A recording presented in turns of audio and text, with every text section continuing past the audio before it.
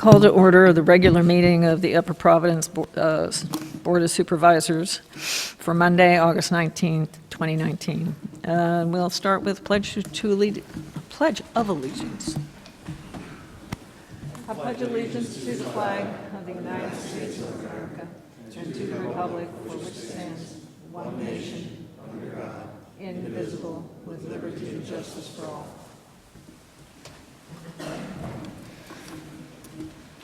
The first thing to do is a motion to approve the board agenda. Do I have that? I'll make a motion to approve the agenda for the Upper Providence Board of Supervisors for Monday, August 19th, 2019. I'll second that. I have a motion and a second to approve the board agenda of August 19, 2019. All in favor say aye. Aye. All opposed? Motion carries. We start with ceremonies. It's recognition of Sergeant Jeffrey Hilt for 25 years of service with Upper Providence Township Police Department. It's an approval of a commemorative resolution 2019-36, and we'll start with Chief Toomey.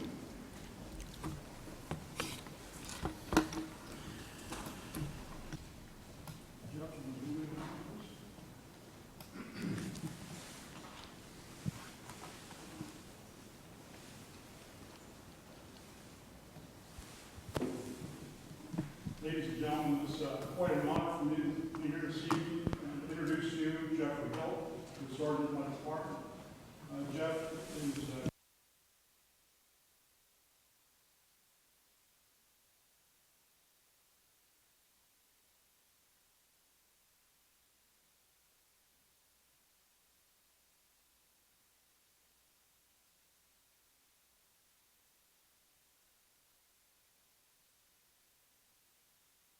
me back in 1992 after having established himself with Montgomery County Community College with an associate's degree. He immediately started working in law enforcement in Montgomery Township until he was at Providence Township on August 24th, 1990. Corporal, February 19th, promoted to first.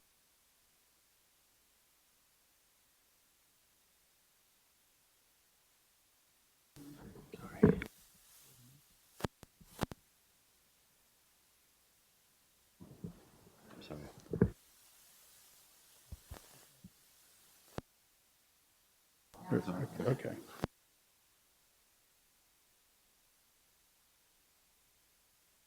To the administrative sergeant's position to replace the retirement of William Dixon, and that occurred in February of 2019. Like I said earlier, Jeff holds a degree from Montgomery County Community College and an associate degree in criminal justice, and he also has a bachelor's in science degree in criminal justice from St. Joe's University. He's joined here this evening by his wife Caroline, his daughter Olivia, his mother, and other members of his extended family. Jeff is an integral part of my administration in the police department. He's very perfunctory about all matters concerning IT work, computer software programs, scheduling. He keeps my schedule straight, and I really appreciate the amount of service that he's provided our department. So before we give Jeff something from the department, I think, Madam Chair, you have something. Commemorative Resolution 2019-36 in honor of 25 years of service by Sergeant Jeffrey Hilt.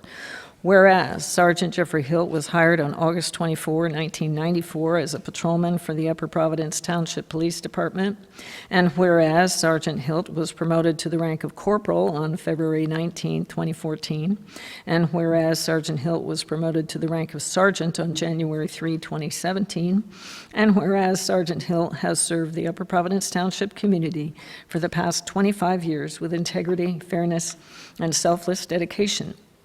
Now, therefore, be it resolved that the Upper Providence Township Board of Supervisors do hereby extend to Sergeant Jeffrey Hilt our sincere and grateful appreciation for his 25 years of service to the Upper Providence Township Police Department, resolved and adopted this 19th day of August, 2019. Sorry.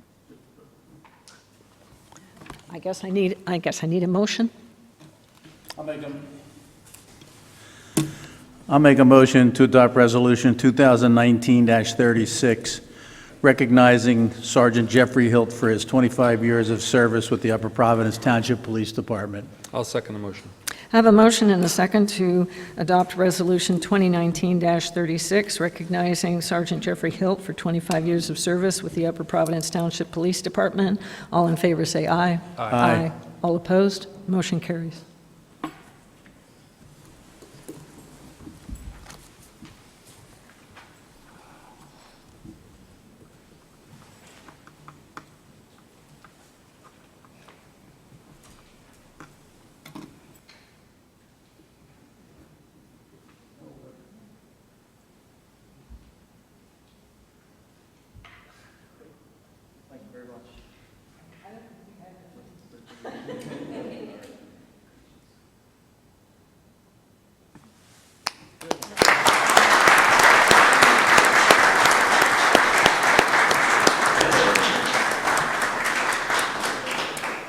And we're going to also provide him with a plaque for something to go with his resolution frame and in his office.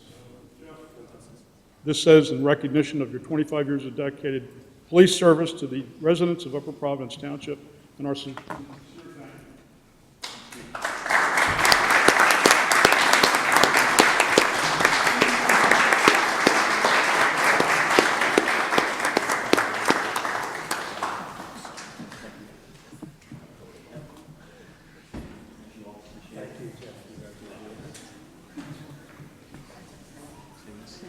Thank you and congratulations. Congratulations.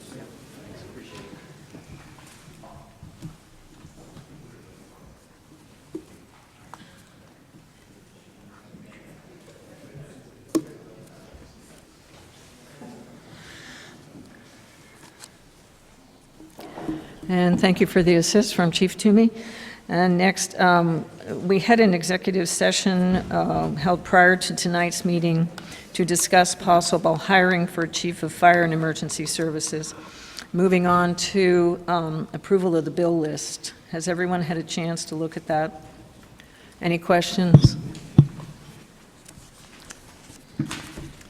No questions. In that case, no questions, comments. Do I have a motion? I'll make a motion to approve the bill list from July 12th to August 15th, 2019 for Upper Providence Township. Do I have a second? I'll second that. I have a motion and a second to approve the bill list from July 12, 2019 to August 12, 2019 in the amount of $2,596,665.94. All in favor say aye. Aye. All opposed? Motion carries. Approval of minutes. Has everyone had a chance to read and understand, ask questions about the minutes? Hearing none, I'm seeking a motion to approve the minutes. I'll make a motion to approve the meeting minutes of the July 15, 2019 regular meeting. I'll second the motion. I have a motion and a second to approve the meeting minutes of the July 15, 2019 regular meeting. All in favor say aye. Aye. All opposed? Motion carries. Here is the public comment section. You can speak to anything either on or off the agenda. If it's on the agenda, please tell us which item it is. Please try to keep your comments to 3 minutes or less. Anyone want to come up to the mic and start it off? Going once, going twice. So, Okay, moving on. Have no public hearing to report. Old business. New business. The first one is review the needs analysis proposal from the Library Systems Services and consider authorizing a professional services agreement. This is for information only. We are not taking action of any particular kind. Do we have that presentation? Yeah, I'd just like to introduce the people who are here with us this morning. Back in early August, I sent out to all the board members a kind of a preliminary needs analysis study. Library services, system services came to my attention through my professional association. One of the findings from our community needs survey, if you recall, some of the two top-level findings was our trail networks and looking at trying to propose some type of library component, which we need to drill down on. And one thing that I've learned, I've done some background information. You just don't go out and build or do a library without doing some preliminary groundwork. And I'd like to, I invited Library System Services to come out. We did some discussions on some of our needs. They came back with a needs analysis proposal. And here with us this evening, I hope I got the names right. We got our Mr. Jim Moore, who's our Business Development Manager, Debbie Joy, who's the Director of Marketing, and Todd Frager, who's the CFO and COO. They came up this evening from the Maryland area, Baltimore area, and we have they're here, who's given the presentation? Is it Debbie? We have a little bit of a preview on what they'd like to do for us, and like to encourage the board to review and ask any questions. So.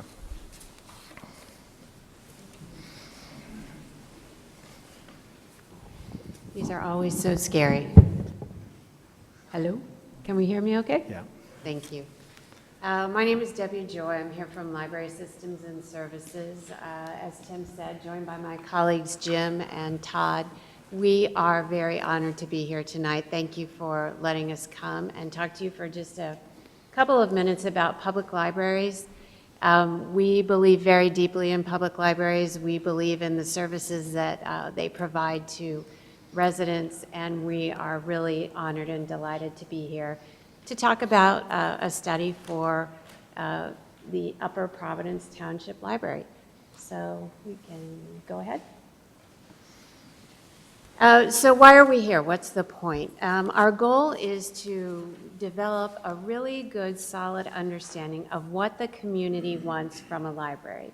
So we've done a little bit of work already on the public study you all did, I think it was about 18 months ago. And it sounds like the community really wants a library. So, but what does that mean? What kind of a library do we want? What kind of services do we want? That's the reason for this study. So our goal is to develop a very solid understanding. And we also want to take a moment at the beginning of the project to talk to leaders in the community about what a really excellent modern public library can be. We are very, very action and results oriented. The work that we do, it's really important that we have actionable results. So we will have 3 very specific recommendations for co-located services here in the community.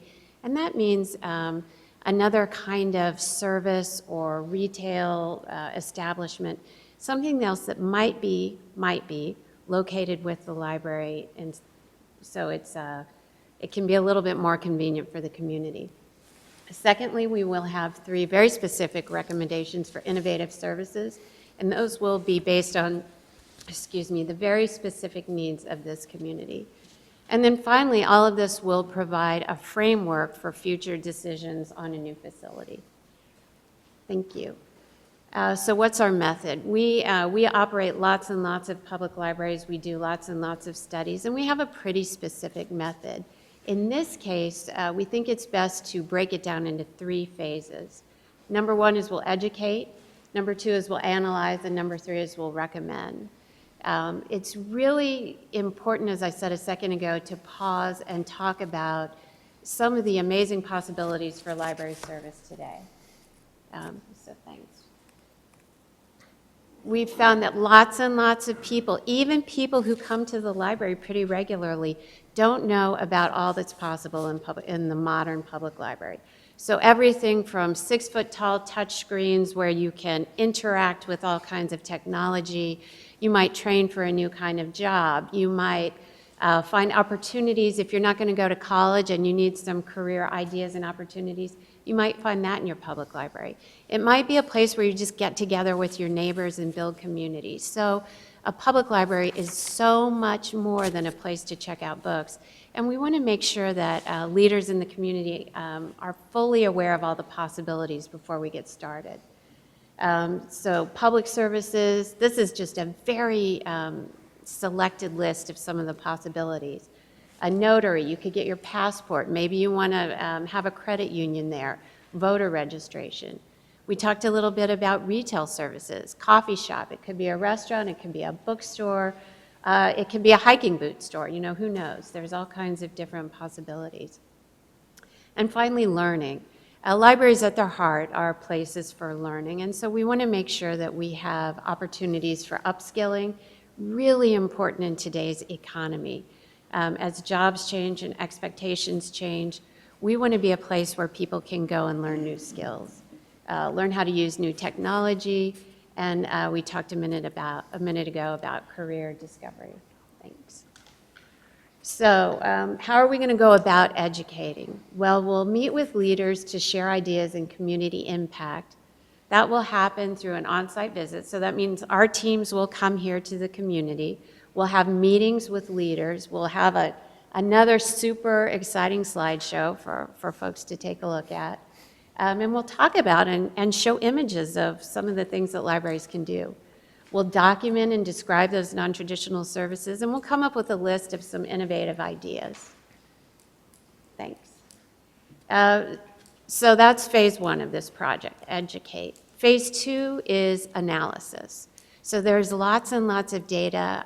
You as supervisors and staff have some amazing data that already exists. So we're going to take a look at what's already there and do some analysis. So we talked about co-located services. How can we use the data and analyze that data to help recommend what the best co-located services, if any, could be? We're going to do a very comprehensive review of local demographics, the economy, schools, colleges, arts and culture, all of the things that the library encompasses and touches in the community. And then finally, civic engagement. So libraries are a super important place for civic engagement. What does the community value? What are some assumptions? Where do we think we're going and growing? All of that will be part of this analysis. Thanks. So again, we're super fortunate to have some existing data. We do not want to go out and reinvent the wheel. It's not necessary in this case. So we will leverage the 2018 community study, the open space plan, the street index and zoning map, and the trail and sidewalk map, which does provide some kind of interesting opportunities and thoughts for the library. So we've got a pretty cool trail and sidewalk map. We've got a fitness center, so how might all of those things work together? We want to gain a very deep understanding of a public opinion, and we don't want to duplicate effort. That's not what we're about. Thanks. Next phase of the analysis is, again, we're going to be here. We'll be on site to do some meetings and personal interviews with community leaders. A few of those leaders could include you all, leaders of the township, Montgomery County commissioners, economic development leaders, very important, Chamber of Commerce, education leaders, very important, including private school, homeschool, community college, everybody who's involved in education. We want their input. Thanks. And then the next phase is recommend. So we're going to start out with education. We're going to spend some time on analysis. And then finally, we will develop some recommendations. So we'll take that analysis, and as we all know, data without analysis and actionable steps is not worth quite as much as we might want it to be. So we'll take that analysis, we'll combine it with feedback from leaders, and we're going to also combine it with the expertise that we have running public libraries. So as I mentioned, we run 84 successful public libraries around the country. We know what works, we know what doesn't work, and so we'll map that to what we find out that's very important here locally. So what are we going to come up with? Some facility considerations for sure. That's a very important part of what we're talking about. Co-location recommendations. I keep talking about that. You might be tired of that phrase already, but we think that's a really exciting opportunity for public libraries. I was just meeting with a colleague the other day who told me how her mom used to take she and her brother and sister to the grocery store and the public library every week. So combining trips is useful.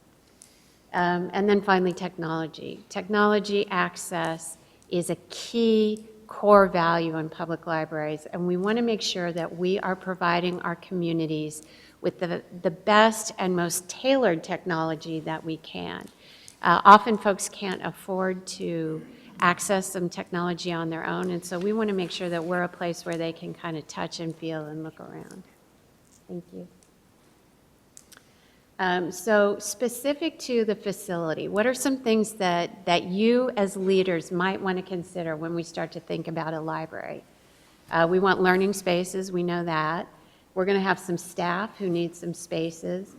Flexibility is the bellwether in public library. We need flexible spaces that can be quiet study spaces in the afternoon, and maybe it's loud and messy in the morning with little kids running around, and maybe it's loud and messy again in the evening when we have a community meeting.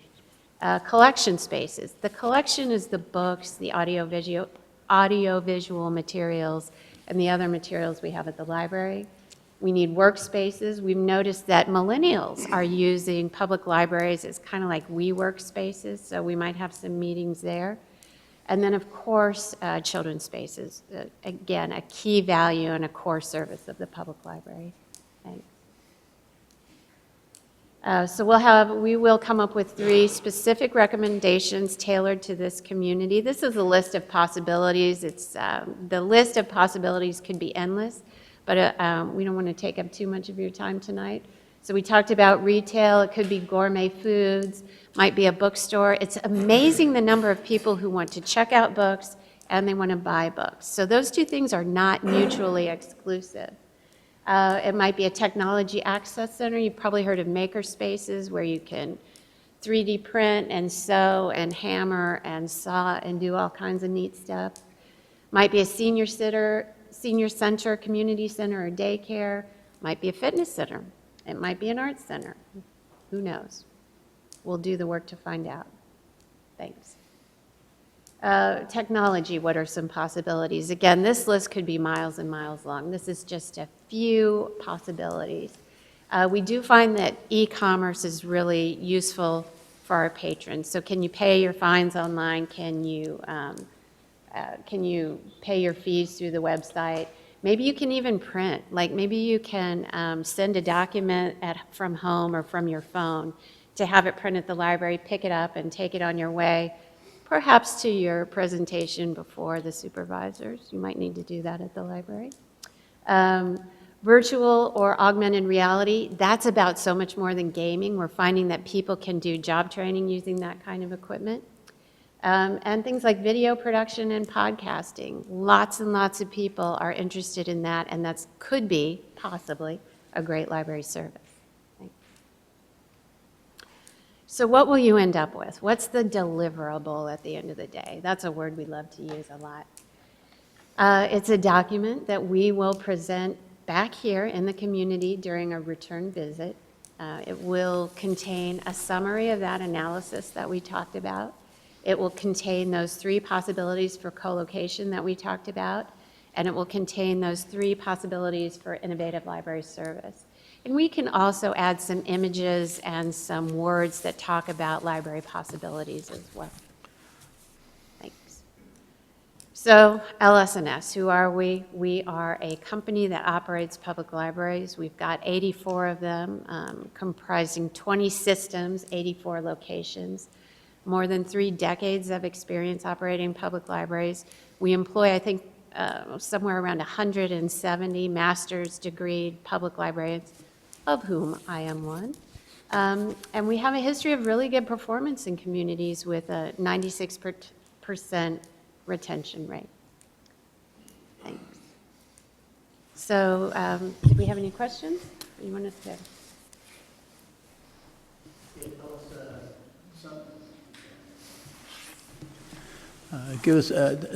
Tell us some libraries that you worked with in the area here, or have you dealt with any libraries in this area? Sure. So most of our libraries, lots and lots, are across the Sun Belt. So we have, I don't know, around 40, I think, in California. We have quite a few in Florida, Texas, Tennessee, Kansas. We are working with some potential clients here in the Mid-Atlantic. But to date, we are not operating any libraries in the Mid-Atlantic yet. Okay, do you also help with funding and those kind of We sources? do. We do. So starting a new public library is a complicated business, and funding is job one. So the first thing we want to do is take a look at state laws and make sure we understand those very specifically.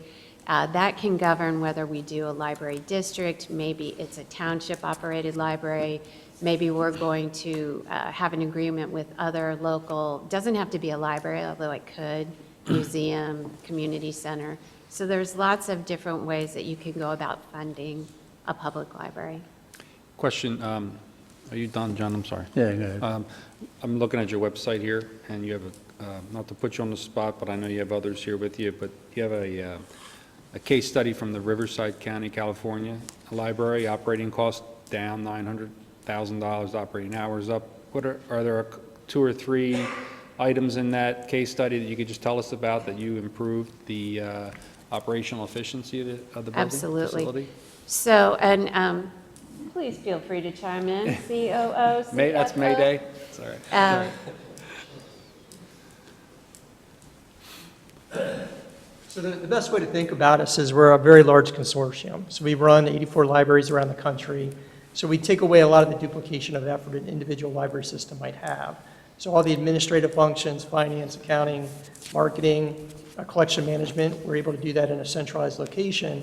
So really at the local level, your people that work there, which live within your community, are people who are really patron-facing and program delivering people.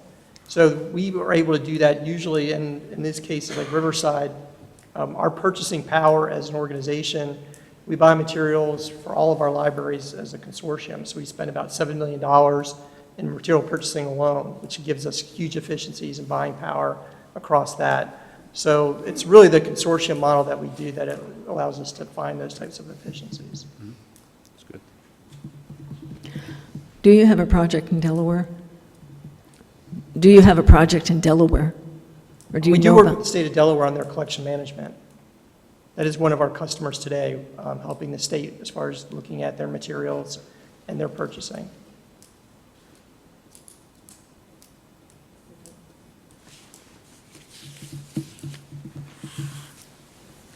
Do you have a particular size community that you work with? Riverside, California is, I recall, is a fairly large community. Do you ever deal with a community the size of Upper Providence? Shapes and sizes. I mean, really, we have anywhere from systems that have 30 libraries in them to individual libraries. Size communities from 10,000 up to several hundreds of thousands. So we do get a good scope of multiple types of facilities.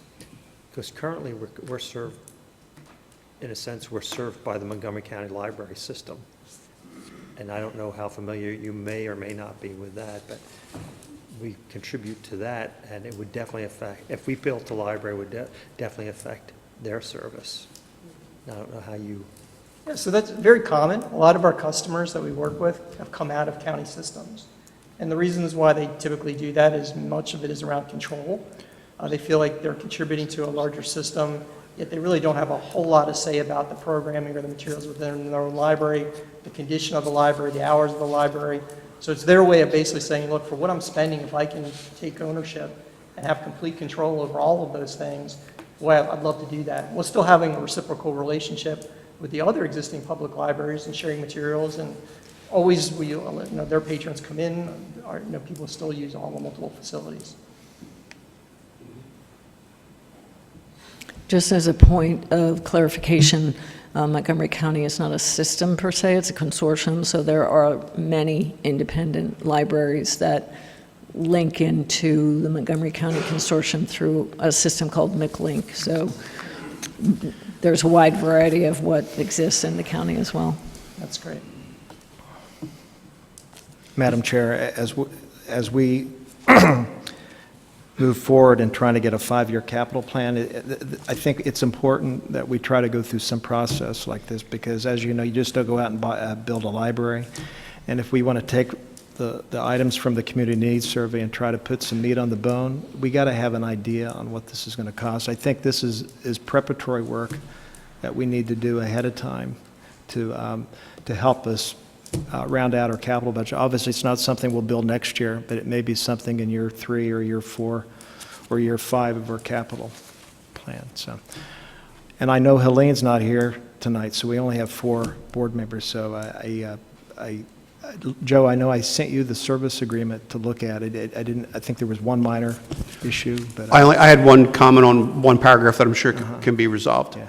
Solicitors reviewed the service agreement, but I'll leave it up to the board whether you want to act tonight, or if you want to, we can discuss this and put this on the agenda for the next meeting. So. I think we weren't going to vote on this for tonight, right? This is It's up to whether the 4 of us want to come to a decision, or we can table it for next time. There's, But I'm sorry. that's okay. It's just, this was for informational purposes. We could, if there were enough people interested in moving it forward, to get the information that we'd like to have, that builds upon the previous survey that we did. The proposal for this is $36,000. That's correct. And I think if you could find $36,000 in the budget that, on something else that we can forego, I think everybody would be more comfortable. I don't want to speak for everybody, but. I would agree, but we only received this on Friday, and with 19 other items on the agenda, I didn't have a chance to, I briefly read through it, and I haven't had a chance to really analyze what we're doing here and I'd prefer not to vote on it this evening. And they gave a lot of information, so I would encourage you to, if you digest it, Yeah. and forward any questions to me, and I'll forward them to you, one of you 3. I agree with Phil. I think let's wait for Helene to be back. It's only 2 weeks, not a big deal. We're probably all on the same page. We're probably all for this anyway, but let's make it unanimous. Can you guys stick around till after the meeting? I'd like the opportunity, because I haven't had an opportunity to talk. Perhaps we can ask you some questions. I know it's just I know it's a public forum, but maybe if in the next hour I have some time to think about something, perhaps we can have a conversation. Yeah, absolutely. So, you met with these folks? And I didn't get a chance. I wasn't around to meet with you, so, okay. Okay, we'll be tabling this particular topic until next time, a couple of weeks. There's no particular hurry, but thank you very much for coming and for Thank your you. presentation. We really appreciate it.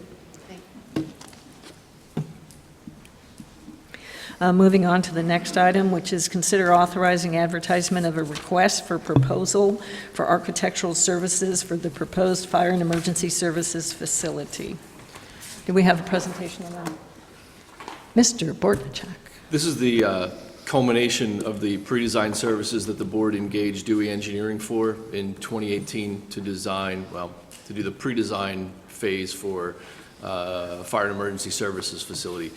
Craig Murray is in the audience from Dewey Engineering to answer any questions that the board may have. However, the proposal is to put on the street and advertise a request for proposal for architectural services to design the building. Basically a process for township staff and Dewey Engineering to vet architectural firms.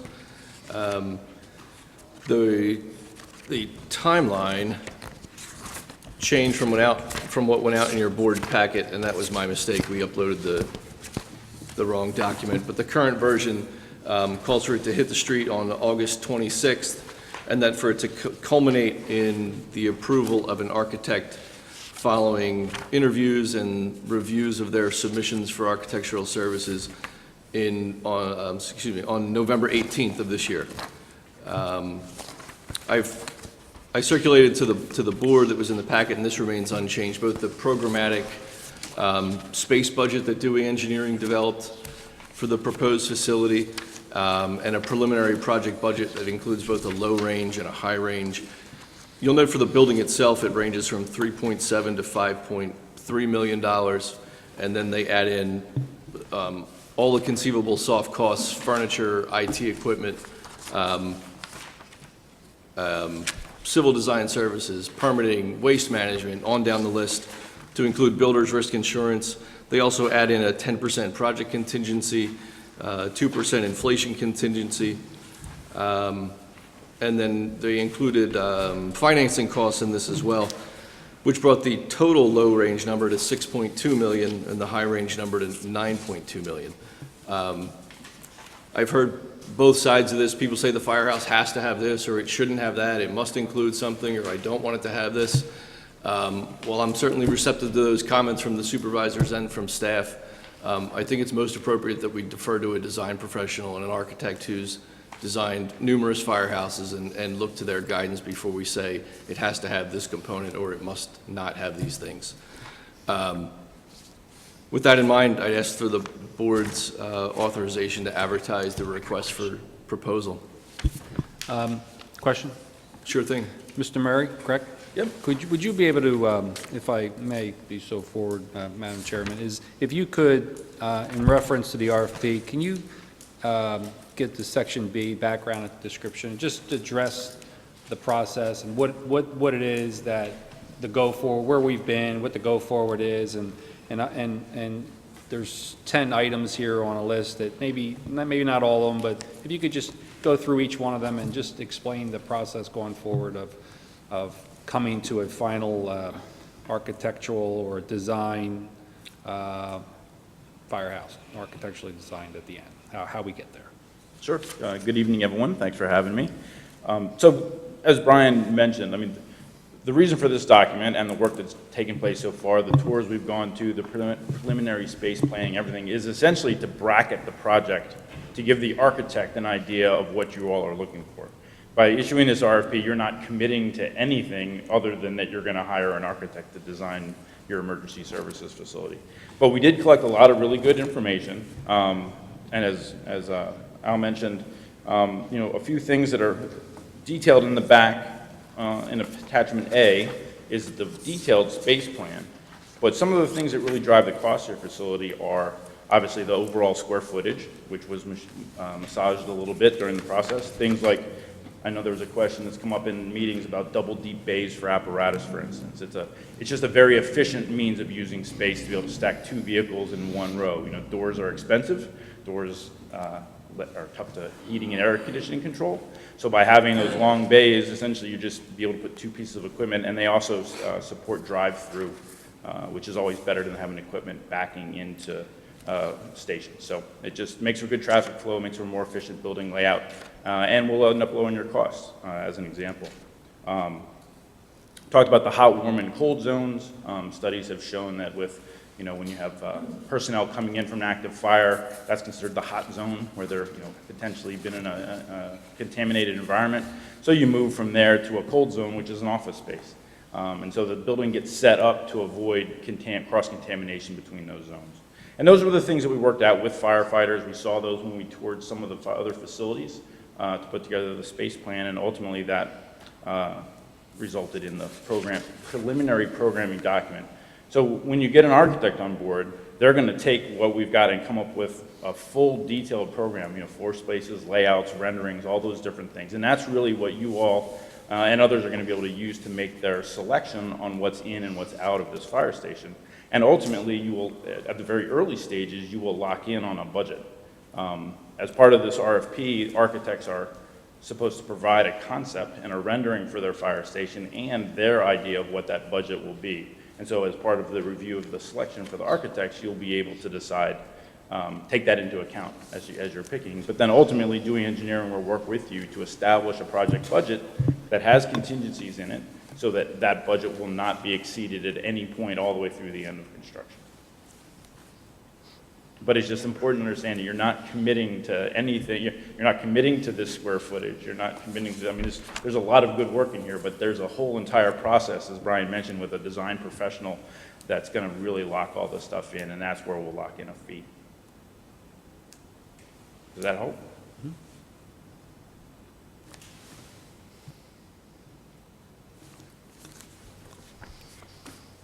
So this motion is to just authorize advertisement for the RFP. It doesn't commit us to anything beyond that. Any other questions? Should we, because of the executive session before this meeting, can we wait a short period of time so that we could have a new director of fire and emergency service at least go over it to see if, with the amount of experience that candidate had, or any candidate has? to take a look at this before we move forward with it? I realize it's just a concept plan at this point, but And just so the schedule, as Brian mentioned, it's for selection of an architect won't take place until November at the board meeting. So this is the process for just collecting information and letting your architects do their proposals, which doesn't impact, if you do have somebody else coming on board, they would be able to provide full input starting whenever you had an architect on board in November, or even be part of the selection if and when that were to happen.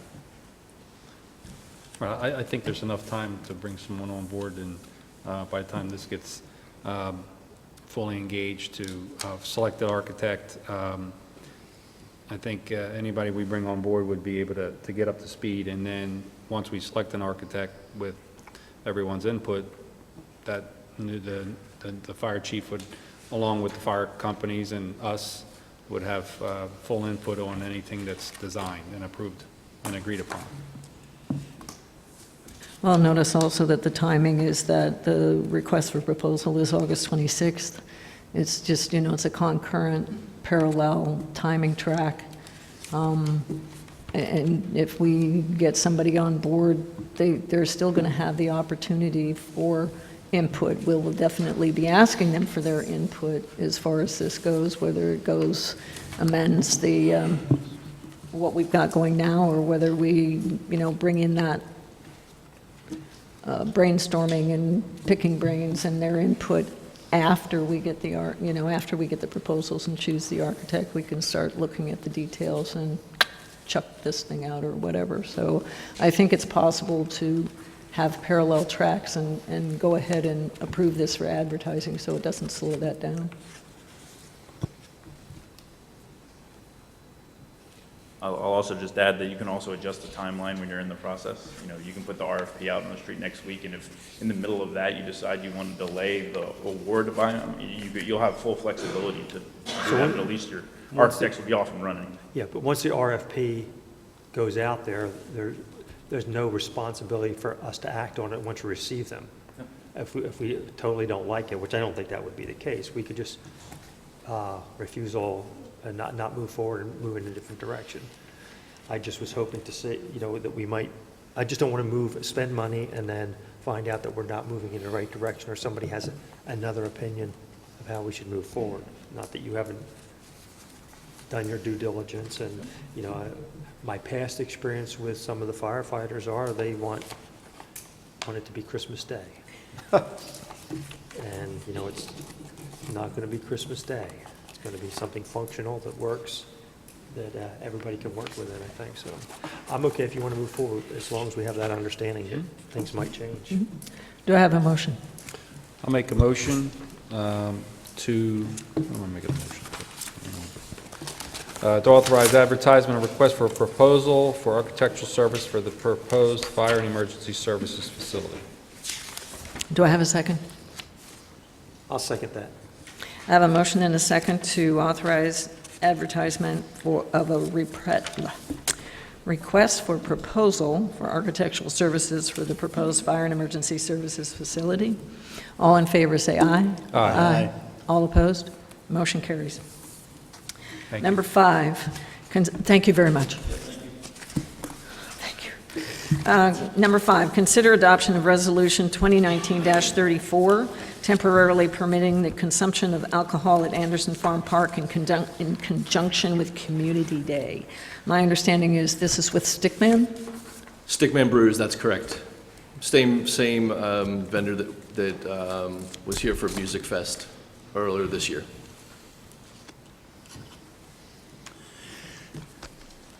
I came by, I guess it was 113 and 401 today. They've got a nice trailer sitting out there on a lot with 3 big windows on it. It looks like they'd probably do a great job for us.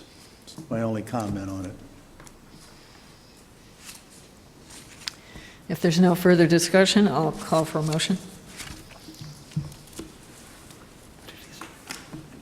I'll make a motion to adopt Resolution 2019-34, temporarily permitting the consumption of alcohol at Anderson Farm Park in conjunction with Community Day. Do I have a second? I'll second it. I have a motion and a second to adopt Resolution 2019-34, temporarily permitting the consumption of alcohol at Anderson Farm Park in conjunction with Community Day. All in favor, say aye. Aye. All opposed, motion carries. Number 6, consider adoption of Resolution 2019-37 for PennDOT signal approval for the intersection of Arcola Road and Cider Mill Road for modification of note for nearest signals.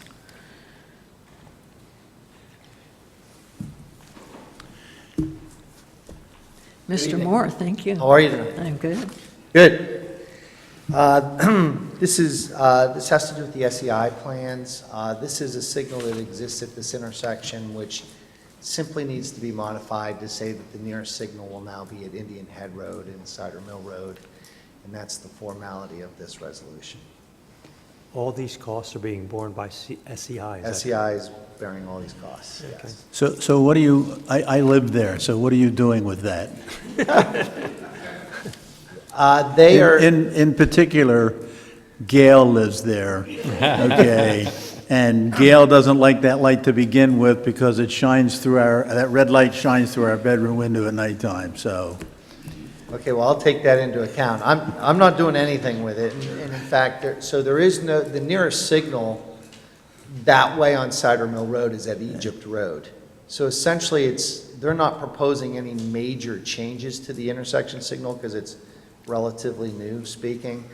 They just need to change that note to say now the nearest signal is going to be at Upper Indian Head Road and Cider Mill Road.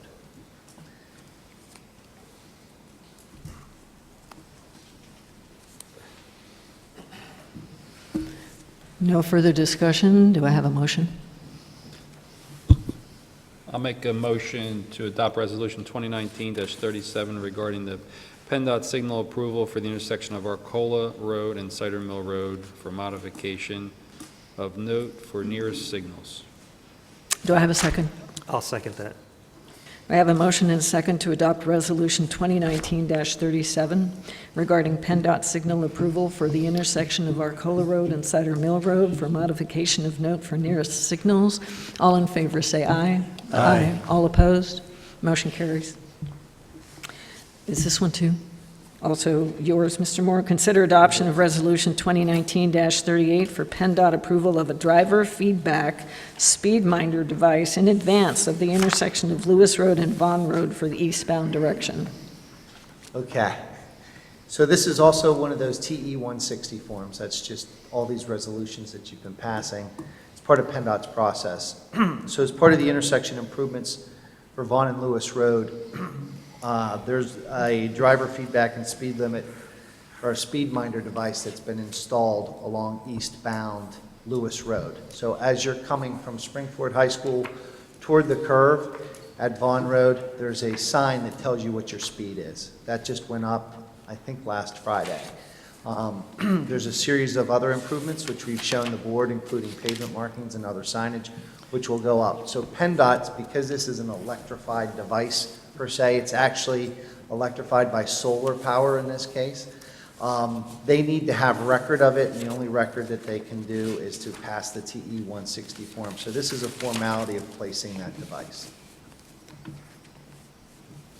If there's no further discussion, do I have a motion? I make a motion to adopt Resolution 2019-38 regarding PennDOT approval of a driver feedback speed minder device in advance of the intersection of Lewis Road and Vaughn Road for the eastbound direction. Do I have a second? I'll second the motion. We have a motion and a second to adopt Resolution 2019-38 regarding PennDOT approval of a driver feedback speed minder device in advance of the intersection of Lewis Road and Vaughn Road for the eastbound direction. All in favor say aye. Aye. All opposed? Motion carries. Thank you. Thank you. See you in a little bit. And number 8 is consider adoption of Resolution 2019-42, amending the 2019 fee schedule for tax certifications and recreation center membership fees. Two changes, as you briefly described. The first, instituting annual recreation center membership fees, the schedule of which is included as an exhibit in your packet. And the second was at the request of tax collector Julie Mullen, who's requesting that the tax cert fee be increased from $30 to $40. She indicated in her correspondence that most companies requesting those are already charging $90, and it would not be a pass through any additional expense onto the property owner. That is all. What are the current rates for the memberships at the recreation center? I How much are would- we increasing? I was afraid you would ask, and I'd be lying to you if I told you. I do not know. Is Sue? What was the question, Phil? What are the current membership rates for the recreation center? What, it has what we're proposing to move them up to, but how much are we increasing? Thank you, I wanted to know that also.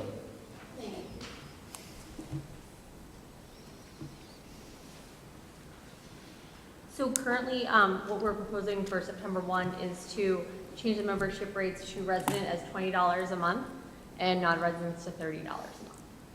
That would include all group exercise classes. It doesn't say, this is an annual? This is the annual description. Do So they can buy it monthly, or do they have to buy it a year? they will have the option. So it's currently how much, 20? It will be as of September 1, yes. What is it currently today? I actually do not have that.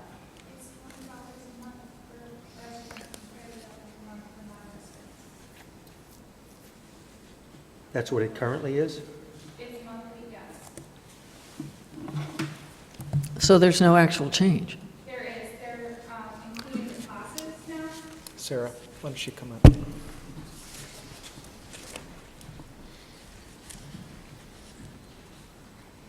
I think the change is that they're including the classes now with the membership, which they were not doing before. And they're also creating a yearly membership price for those who don't want to pay the monthly membership price.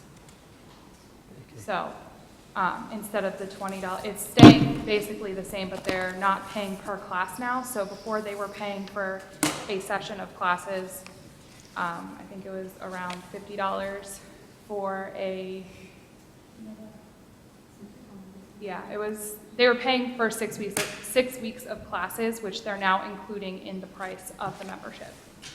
So you could go to the rec center and take any class that you want that's included on the list with your membership. So a member could take classes all year long and not have to pay anything other than their $20 a month? Correct. So in effect, the membership fee has gone down because they no longer have to pay for the individual classes. But how, if they're not paying for classes, how does the instructor get paid? That is all through our third-party vendor that's helping us run the center at this time.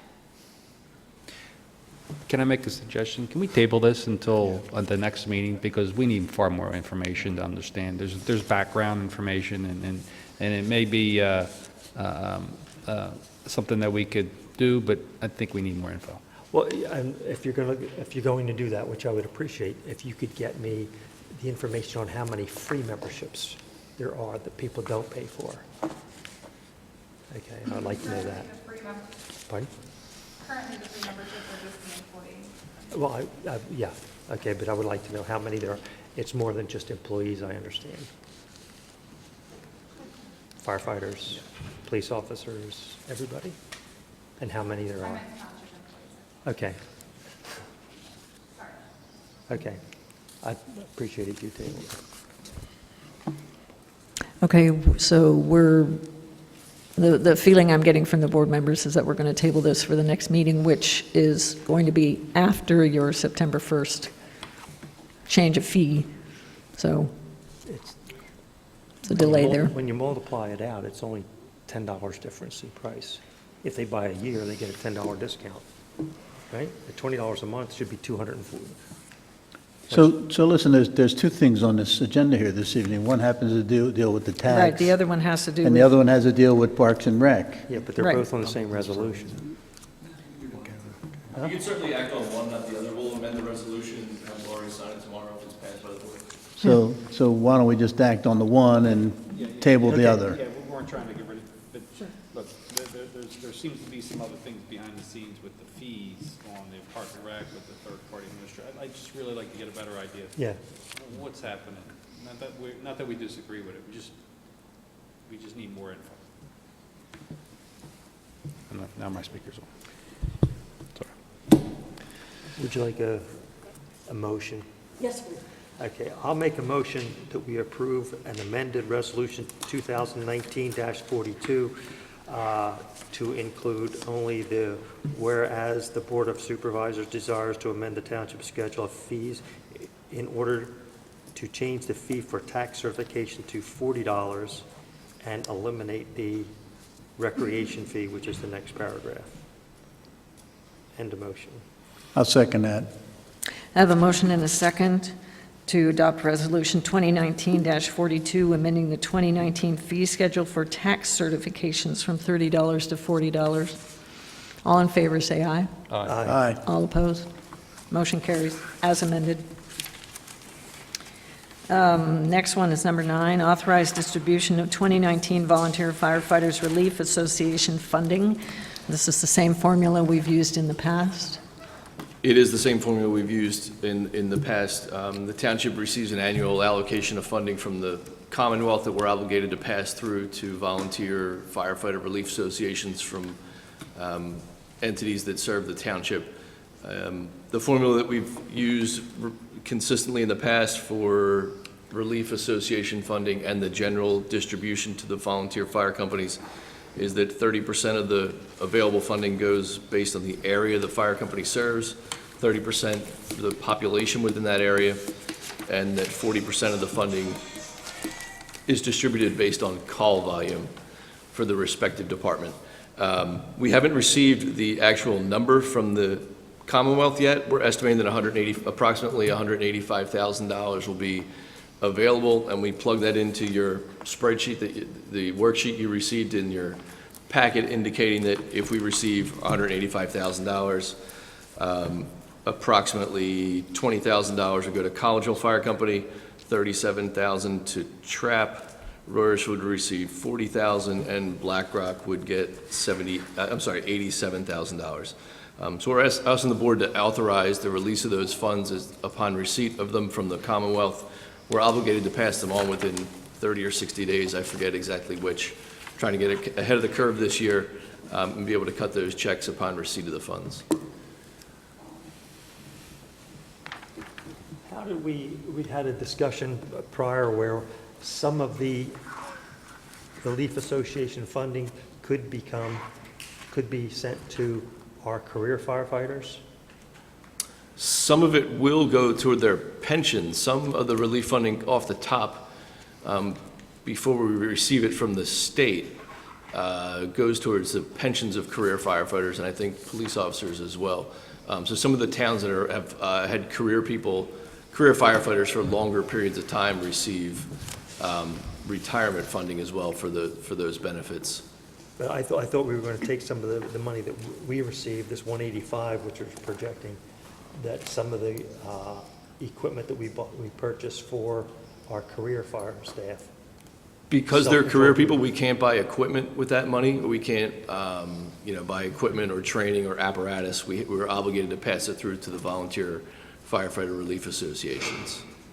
But I thought they could buy like self-contained breathing apparatus, helmets. Things They can, but there's no relief association that represents the career firefighters, because they're all volunteer relief associations. So we don't receive a disbursement of relief money to purchase equipment for our career staff. It all has to be passed through to the volunteers. Okay, I thought that we were looking into the possibility of receiving some of that money for the career firefighters. Or not career firefighters, but a relief association for the paid staff.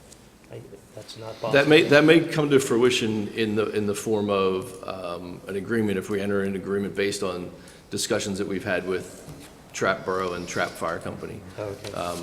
That funding could, they could purchase a piece of apparatus through their relief association that our career firefighters could drive and operate. Okay.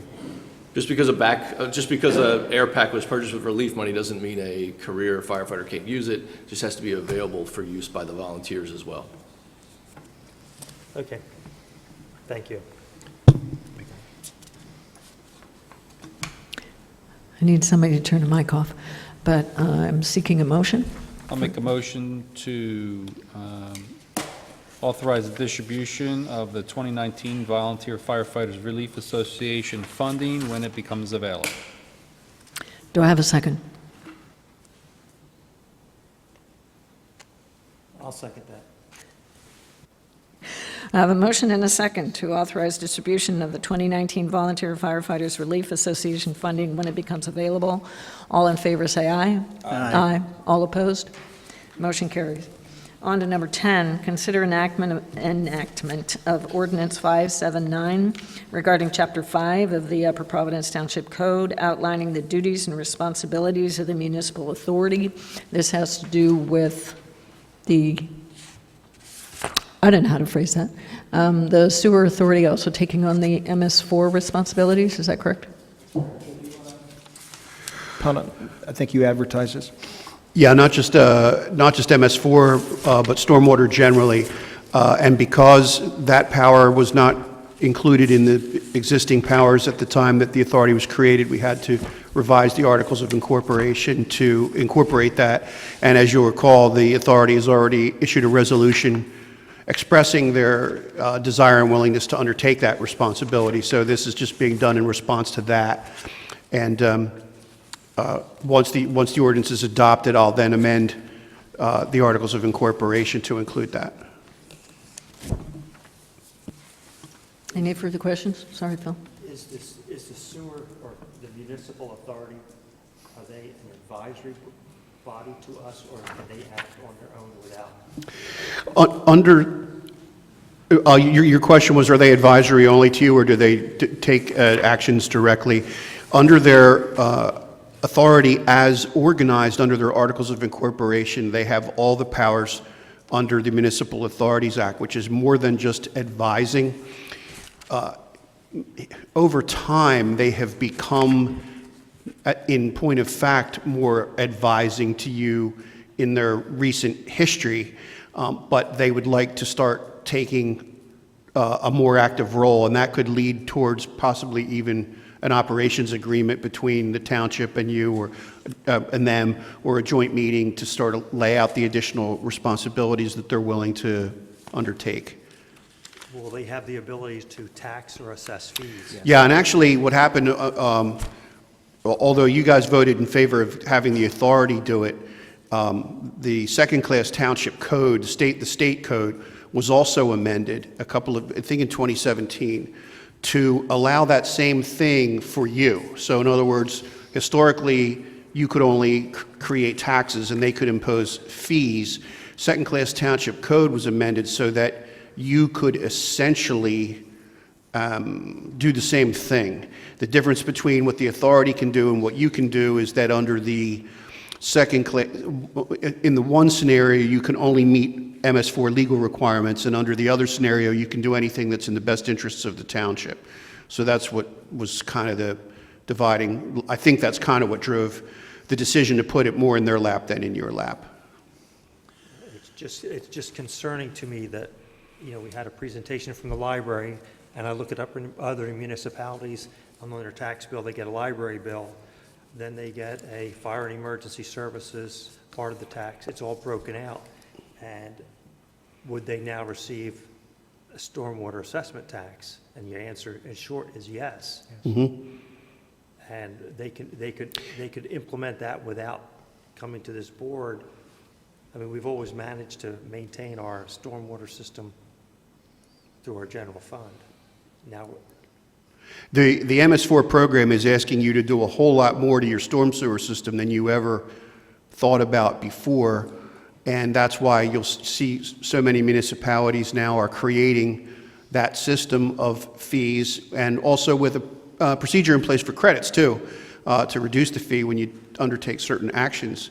But that was, if it weren't coming from the authority, it would likely be coming from you, because the MS4 obligations are too great to not ever charge anything from one or the other. okay, well, I get that, except that the 4 or 5 of us that are sitting up here are the ones that have to answer to the public when they get a tax bill. An appointed authority, they have no obligation to to the people because they were not elected, they were just appointed by us. I'm just concerned The- that they could implement a fee, a tax, whatever you want to call that, and we wouldn't have anything to say about it.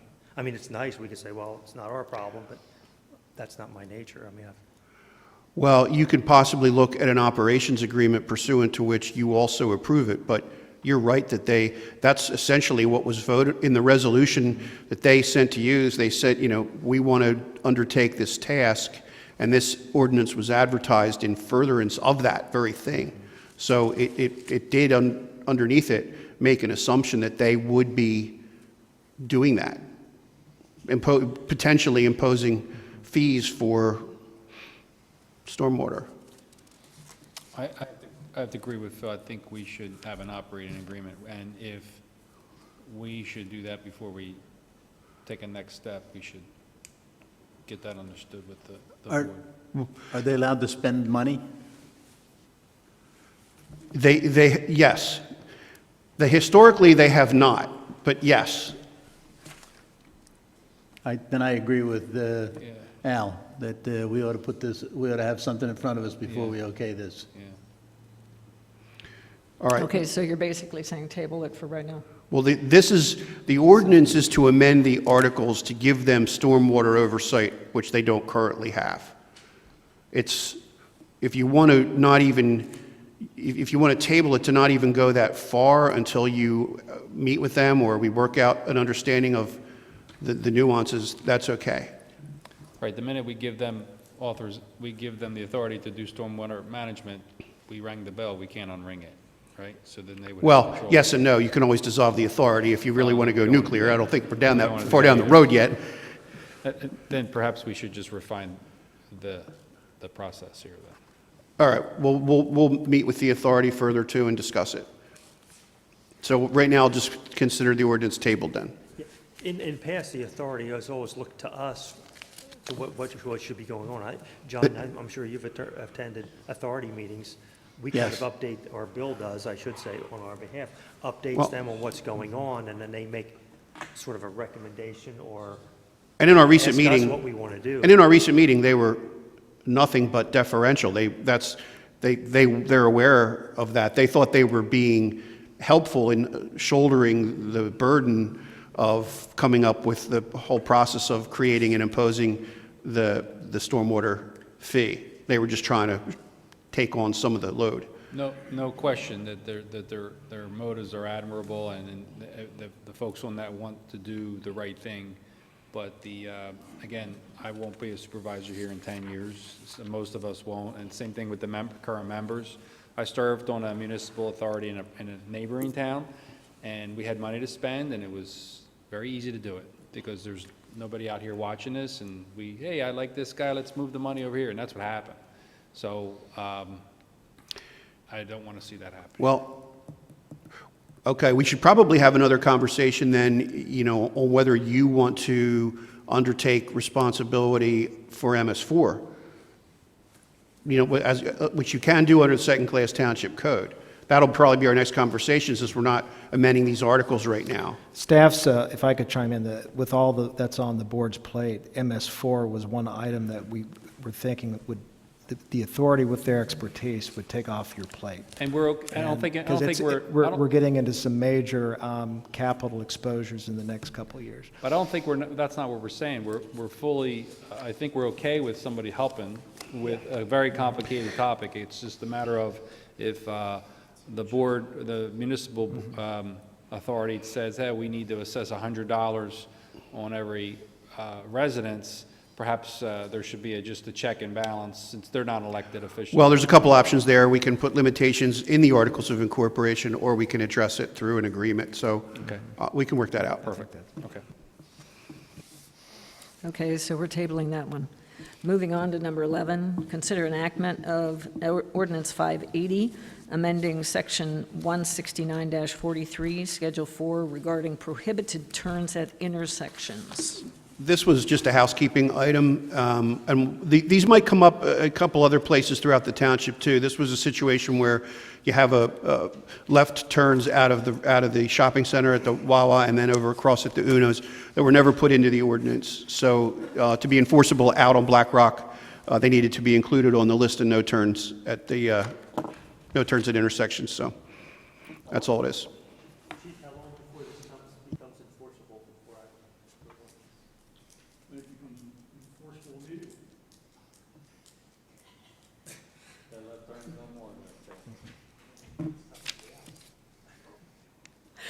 Okay, do I have a motion?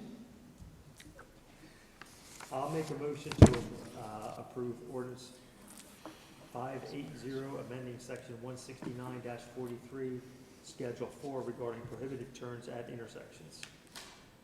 I second that.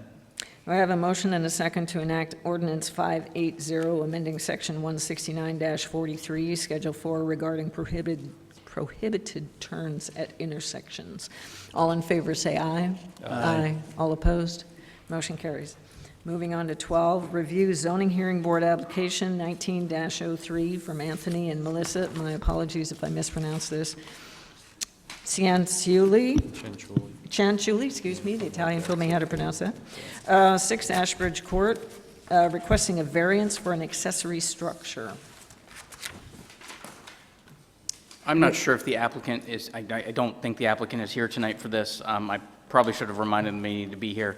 They did come to the Planning Commission. The Planning Commission did not have any issue with this. They are looking for a variance for the roof height. He's putting in a second garage onto his property. The roof height in the application that you have in your packet is measured a little incorrectly. He didn't use our definition where it measures to the midpoint of the roof. The variance is for about 1.7 feet, give or take. I mean, it's a pretty minor variance at this point, but anything over what's prescribed in the zoning ordinance, we have to get a variance for, so. But it appears from the plan that the structure is outside of the 50-foot side yard setback and the 20-foot side yard. Accessory structures can be within 5 feet, and then as you move them closer, or as you move them farther away, they can go up in height. So he does not need the variance for the side yard or the rear yard setback. Can you tell me what's going into it? It's a garage.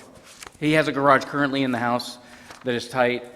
He is looking to put a second garage in there to have a little bit more room for his cars, a little bit more room for kids' playthings, stuff generally. From the looks of the drawing that I'm looking at, it has a second floor to it. Is there any plumbing in the place? No, there's no plumbing in the place. And I'm sure you know where I'm going with this. Yes, it is not an in-law suite. Pardon me? It is not an in-law suite or a second apartment. Thank you. The neighbor, too, as you're looking at that to the left, are they aware of this? If that is 8 Ashbridge Court, they sent a letter that I just received today saying that they will be out of town for the meeting, for the hearing, and they want to express our approval for the plan to proceed. We have no issues with the structure being built next to us. That's Eric and Jackie Stroll at 8 Ashbridge Court. I looked at it on Google today. It looks like it's, if they sent a letter not in approval of it, I don't see any issues with it. Take no action. Yeah. Okay with that? Sorry, what's our job here? Pardon me? What's our job here on this one? This is that situation where you're just deciding whether to send me to raise a ruckus at the zoning hearing or whether to let them do their job. I think you should stay home and ruckus at home. Sounds good. Okay, moving on, manager and department head reports. We have distribution of the remaining 2019 EMS allocation. Yes, ma'am. This is a budgeted item. We have $50,000 budgeted, apportioned by TRAP, LP, Lower Providence EMS, TRAP, and Friendship. It's based on call volumes. We had total call volume of 1,626 calls. Monies based on that formula will be distributed as follows. The 50% apportionment would be $4,412 to Lower Providence, $13,222.63 to TRAP, $7,364.70 to Friendship. That's the $25,000 share. And I think I'm just looking for concurrence on this. This is already a budgeted item. wanted to, we're kind of putting this on the agenda for information only, but want to make sure the board's aware of the distribution. We approved, I'm sorry. We already approved the first payment to all three. I believe so. So, yes. Earlier this year, yes. yeah. We've So been this- splitting This is it. the balance of what was budgeted. How do we determine the number of calls? Is it done? So for the calendar year 2018. Oh, okay, It's the prior year okay, is the baseline. I'm fine.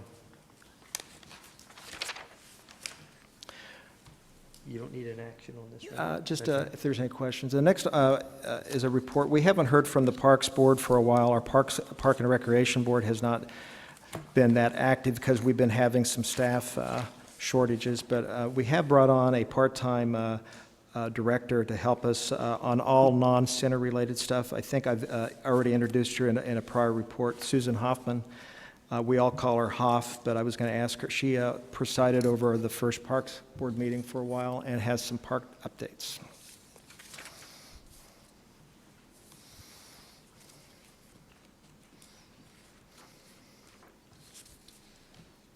So at this time, I'd like to brief the board on our past Parks and Recreation Board meeting.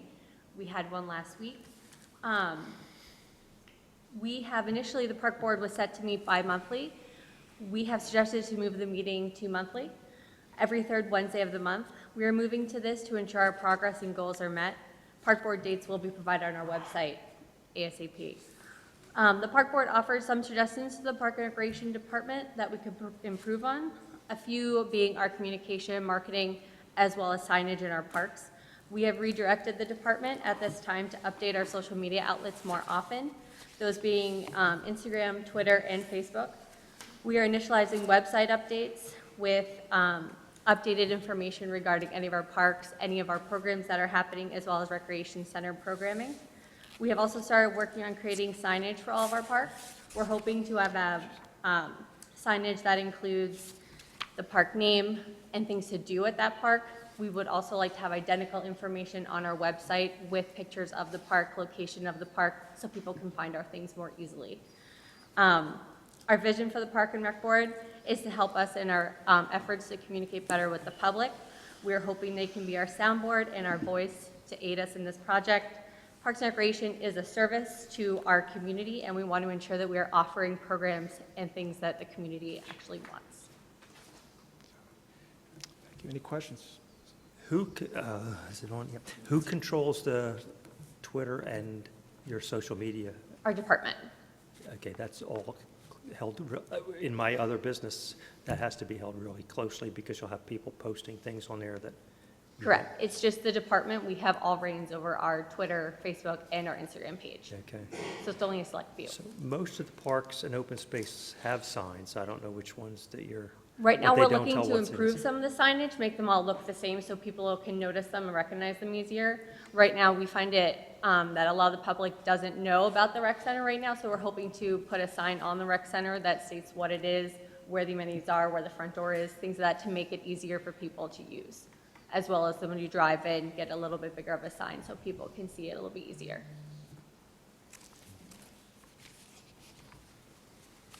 Thank you. Okay, thank you. Thanks. Thank you, Huff. Consultant reports. Consider adoption of Resolution 2019-39 for preliminary plan and final approval for Shepherd LD. Do you have someone for that? This is a pretty straightforward preliminary final land development approval, other than the fact that there was a long passage of time, there was a conditional use approval and tentative a while back. There's also the version that you have of the resolution in your packet. There's one of the waivers is removed. The driveway slope waiver is not needed, so I ran another final today that Andy will have his client sign, and it'll have that one removed. And I also changed out the name. I had it in the individual Mr. Shepherd's name instead of the name of the LLC, but otherwise it's the same. And any questions that you have about it, they're here to answer for you.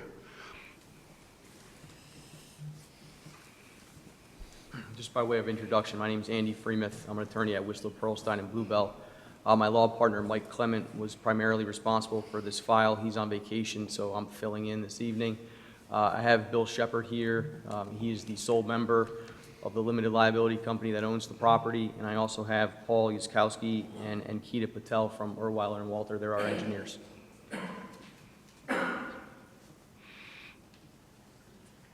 Surprisingly enough, I don't have any questions because they're all the same storm sewer waivers that everybody else needs to get under the new stormwater requirements. I don't see anything else. Seems to be pretty simple, pretty cut and dry. It's good, Joe. Aside from the waivers, we intend to address all the comments in the review letters. Yeah. I don't have any questions. I have none either. I'm not sure if that's a first, but can Pretty we close call, to can we call for a motion then? Call for a motion. I'll make a motion to adopt Resolution 2019-39 for preliminary and final plan approval for Shepherd Land Development. I'll second that. We have a motion and a second to adopt Resolution 2019-39 for preliminary and final plan approval for Shepherd LD Land Development. All in favor, say aye. Aye. All opposed? Motion carries. Great. Thank you. Thank you very much. Thank you. Thanks, Andy. Next item is consider adoption of Resolution 2019-41, authorizing the submission of a two-part Pennsylvania Walk Works grant application to complete an active transportation plan as part of the township's comprehensive plan update and formulate a complete streets policy. And I think some of these are written so that I can get my tang tangled up in my eye teeth. Who's got a presentation? Casey will take the ball on this, but give kudos to Casey for bringing it to my attention. This grant application, we found out, has to do with a complete streets and comp plan component, which has a deadline of August 31st. So we're trying to scurry to, we think it's a very good application for us to put in. And Casey and his team have been doing some of the homework. Yeah, thank you. I'll try to be brief on this, just to give you a little bit of background. So in 2014, there was 5 entities, public entities in the Pittsburgh area that came together to form what has been now called as Walk Works. And they, their goal was to help fight some of the obesity rates and things in the state of Pennsylvania. What could we do by active exercise and promoting active transportation beyond the vehicle? So walking, biking, that type of thing. So in fall of 2017, Walk Works began offering financial assistance to public agencies such as municipalities, county governments, et cetera, planning commissions, to develop active transportation plans as part of their comprehensive plan. So in July of this year, just last month, they came out with a grant application. They offer funding anywhere from $10,000 to $20,000 for a successful application toward helping to fund the development of an active transportation plan that you develop as part of a comprehensive plan. And since this township is pursuing an update to the comprehensive plan, we thought the timing was perfect. They also offer up to an additional $5,000 for the development of a complete streets policy as part of that process as well. And that's discussion that we've also had as part of our comprehensive plan and among the staff and some of the board and planning commission members. So all of these things help to finance the implementation of improving walking, biking, transit connections, et cetera, throughout the community. So it's something we were going to do in works with the township. So we thought, let's submit an application and see if we can get some funding to help offset some of those costs. It does require some legwork, not only the completion of the application, which we attached, but also to get some letters of recommendation, which we've reached out to and we're getting. One of those is from the county themselves. The county completed a complete streets policy, so we're making sure we recommend that and that we're building off of that. And the other is like from GVF, which is TMA, Transportation Management Association, who supports walking and biking. So we believe that based on our feedback and the application that we have in front of you, that we have a good foundation for a successful outcome. So we plan to submit this application pending your desire to move forward by the end of the month. And by this Friday, they want a letter of commitment saying, hey, we're gonna send you something. That just lets them know it's on its way. So that's about as simple as I can put it. If you have any questions, I can answer them.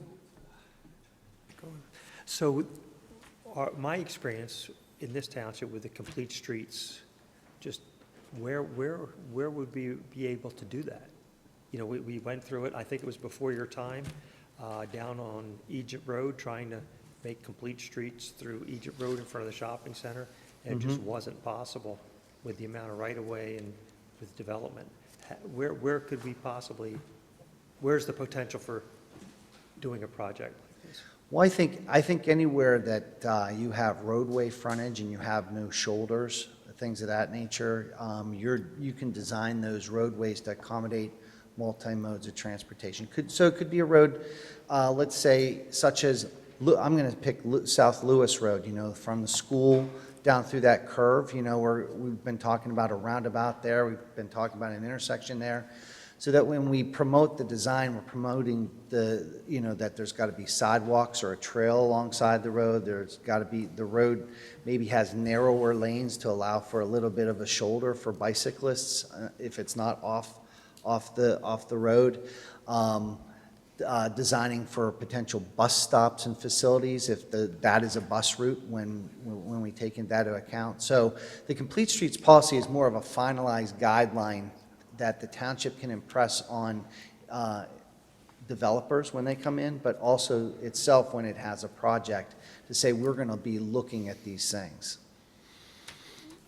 Depending on how the ordinance is written or part of the subdivision land development ordinance, so.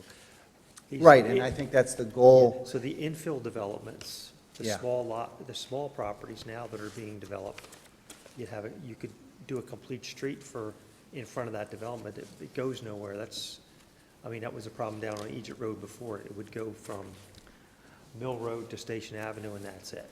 But I think part of the policy that we're looking to develop is looking at, when we have the Act 209 money and we have the money, is where can we implement it? Does it make the most sense to implement a complete streets policy? Whether or not it's Egypt Road, as we've talked about in the past, or we find another place, Bechtel Road, Hopwood, other roads in the township that maybe we can start to piece together things. I mean, we're already trying to do that with trails, and we've gone through that process a little bit in the capital budget. But trying to look at, as part of the comprehensive plan, where can we really focus our money and our time to prioritize this as a complete street, as an area we're focusing on, and then work down from there too. And maybe there will be some areas that it proves next to impossible. Let's be frank, there are going to be areas that's very difficult to do. But if we have a policy and we develop it through the comprehensive plan and then through a policy guideline that we implement, at least we can get it started and we can use money and funding and we can look for additional funding. You know, I can bug Casey all day about getting additional funding and look for other places to find it. I'm good with the concept. I'm just trying to envision, I'm not a bicyclist, somebody else here is a bicyclist, but to start at the school and to ride down Lewis Road, make the turn, and then it ends at Mingo Road, maybe there's a possibility there to continue, but Right. Phil, it would all be township funded, unless the developer came in and would agree to do part of it. I think really what a complete streets policy does, and it states this very specifically in the WalkWorks document, is to identify a community's commitment to providing future opportunities to implement walking and biking infrastructure on current and/or future streets. It's really more of a commitment thing. It's really more of saying, putting the community out there to say, hey, listen, we're going to make this happen. So there will be boards after this board, down the line that's saying that this is something that we're actively thinking about and letting the community know that. Okay. Do we have a motion?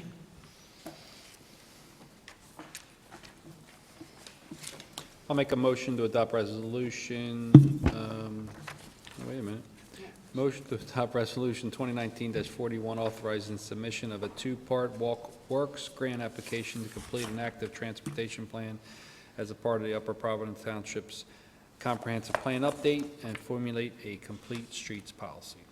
I'll second that. We have a motion and a second to adopt Resolution 2019-41, authorizing submission of a two-part works grant application to complete an active transportation plan as part of the township's comprehensive plan update and formulate a complete streets policy. All in favor, say aye. Aye. All opposed? Motion carries. Thank you, Casey.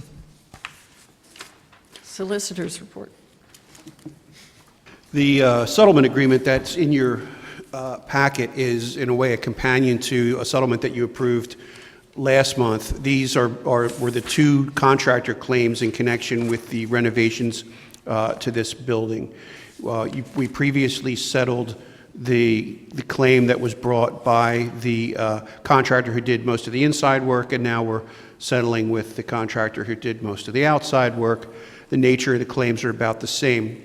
You'll see that it shows the settlement amount as being $200,000. That includes a return of their retainage that was being withheld, so it's not $200,000 of township funds that are going out. It's about just under $120,000 is what the real settlement figure is. This is actually a little bit higher than the other settlement, the other case that we settled, which shows the vagaries of the litigation process and the mediation process. To me, this was the stronger claim that we had. At least that's how I felt going in. And you guys know from my emails that I've shared, with what the mediator's thoughts were. And ultimately, it was still a good business decision, a good outcome. If you combine the two settlements, they comprised, I believe, just under 3% of the combined contract totals. And it's still less than if we had gone with the next low bidder on both of the jobs.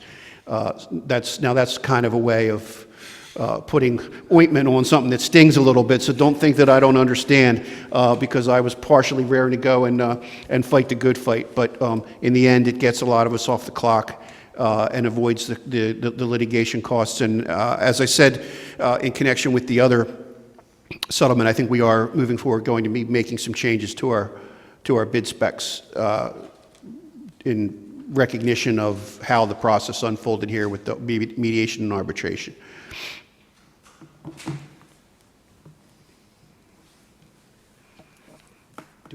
We've already approved this, do you just need This one does need your approval, that's why it's on this. The other one was approved, but this one wasn't yet. Yes, I need a motion to approve. I'll make do you have it written down here already?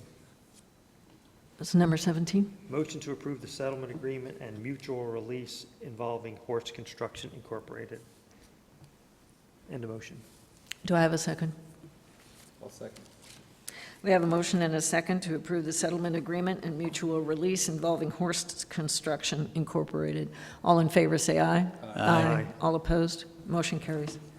Moving on to number 18, consider adoption of resolution 2019-40, authorizing the solicitor to prepare eminent domain documents for a portion of properties located at Little Knoll Circle, Upper Indian Head Road, and Black Rock Road. And just a word about this. This resolution authorizes me to proceed with the eminent domain process if necessary. You're not voting to take anybody's property tonight. You're only authorizing the process to start.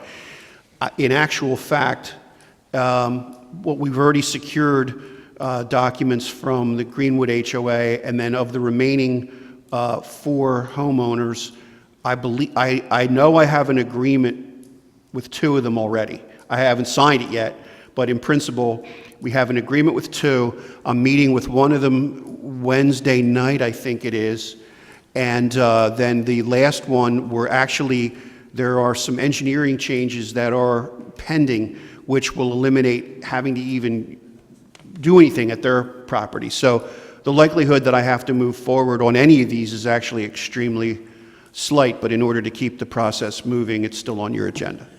This has to do with the SEI project? Yes. Okay. And they're paying for all this, by the way. So these will be friendly condemnations, probably wind up where we'll have to pay something for them, but Yeah, well, that's the one good thing, when you do the resolution, then you can do a deed in lieu of, if you have to do one at all, the ones that require it. Once you have a resolution adopted, then Board of Assessments will recognize it as a deed in lieu of. So that's actually somewhat helpful for them, too. right, okay. Do I have a motion? I'll make a motion to adopt Resolution 2019-40, authorizing the solicitor to prepare eminent domain documents for a portion of properties located in Little Knoll Circle, Upper Indian Head Road, and Black Rock Road. I'll second that.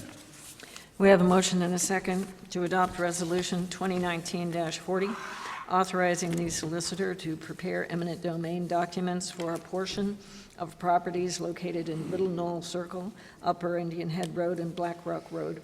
All in favor, say aye. Aye. All opposed? Motion carries.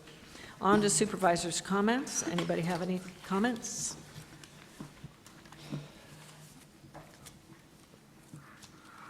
Everybody's silent.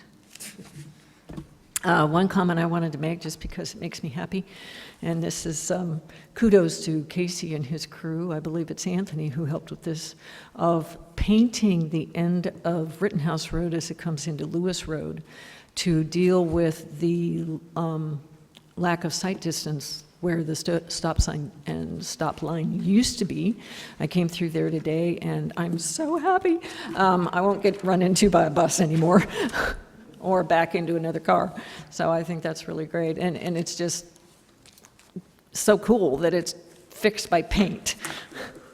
We didn't have to use any more pavement or buy anybody's property or build anything. We just had to paint things differently. I think that's just... Just be careful approaching that stop bar from people turning left off of Lewis Road onto Rittenhouse. Yeah. I'm Well, very familiar with that intersection. yes. Well, they need to start paying attention to where the lines are now, but I know, habits are hard to change sometimes. So no further comments. Oh, sorry, Mr. Dingman. I wanted to give you a brief update on all the capital projects. The road paving projects, the paving is complete. There's some handicap restoration ramp work to be done.